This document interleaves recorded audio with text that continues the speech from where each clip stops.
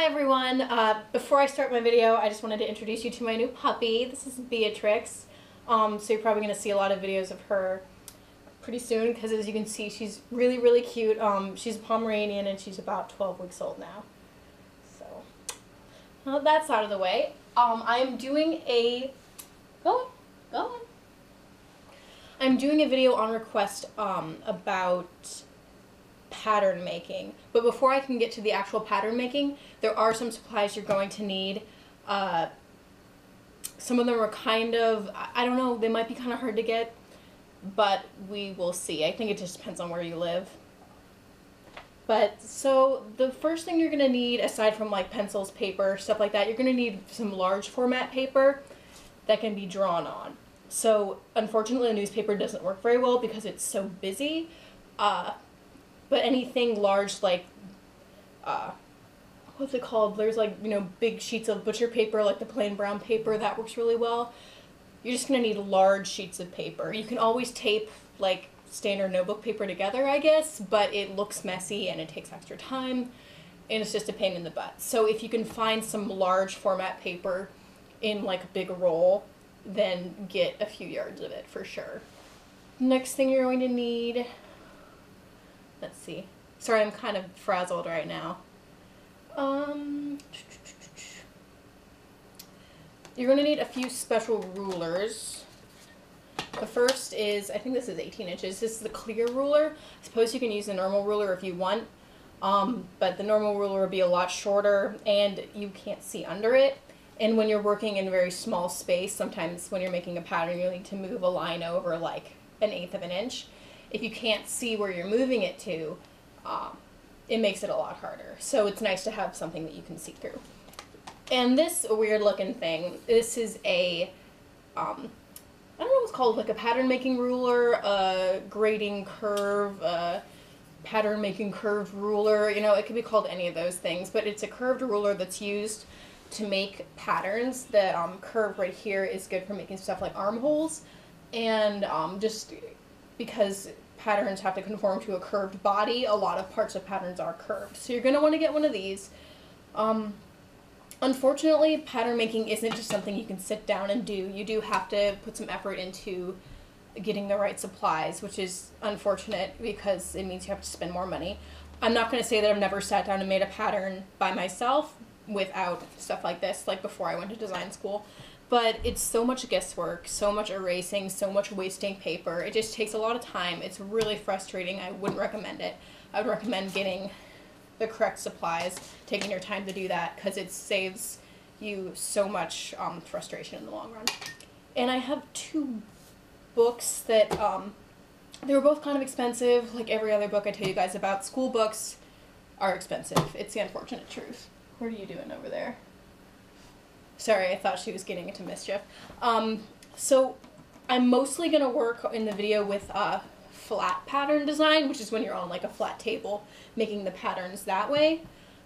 But for the initial pattern piece I'm going to make with you guys probably in my next video, you are going to need to drape it. It's really not that hard. Don't get too intimidated. But you are going to need things like fabric pins, which I'm sure anyone watching this already has, and a mannequin. If you have one, that's great. If not, hopefully you know someone that has one.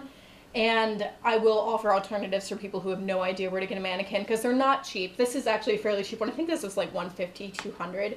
And yes, that is considered cheap. And this isn't even a really good one for pattern making or draping, because this is mostly meant to just fit garments onto.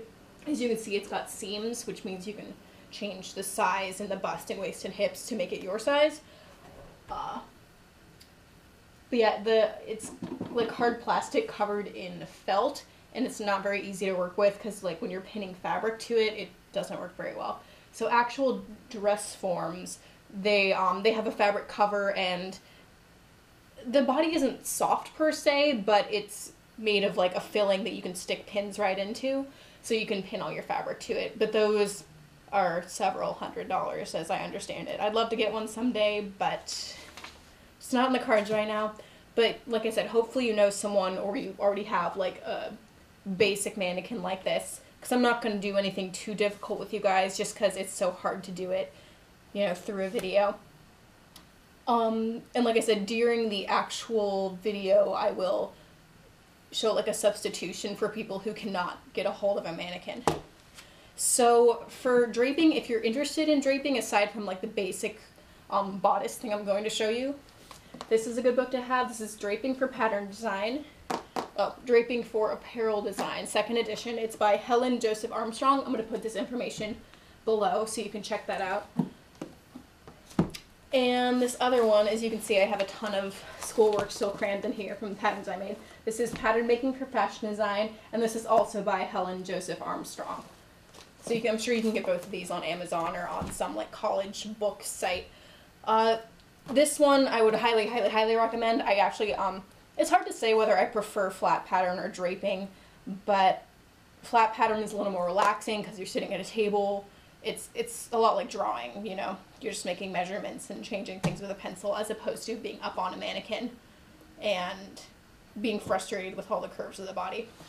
So if you can only get one book, which I would totally understand because they're pretty expensive, I would say the Pattern Making for Fashion Design, which is flat pattern. And draping is, I guess it's more of an advanced technique to make these cool little like swooshes and stuff like that. Some might say it's easier, but I think it just depends on what you're trying to make. It's definitely easier for certain things and much, much harder for other things. So this is Draping for Apparel Design.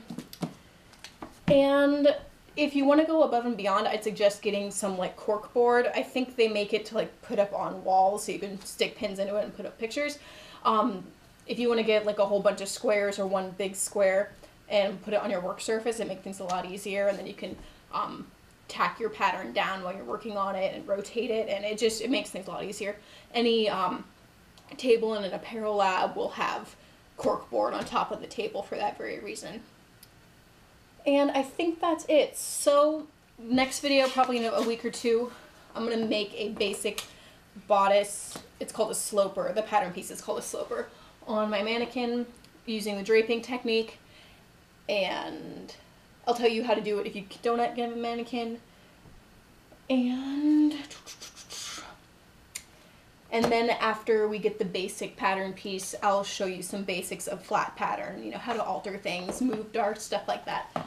So I guess that's it for supplies you're really going to need. These are very important. Get a clear 18-inch ruler and a pattern making curve. So I will see you guys in a couple weeks. Thanks for watching. Bye.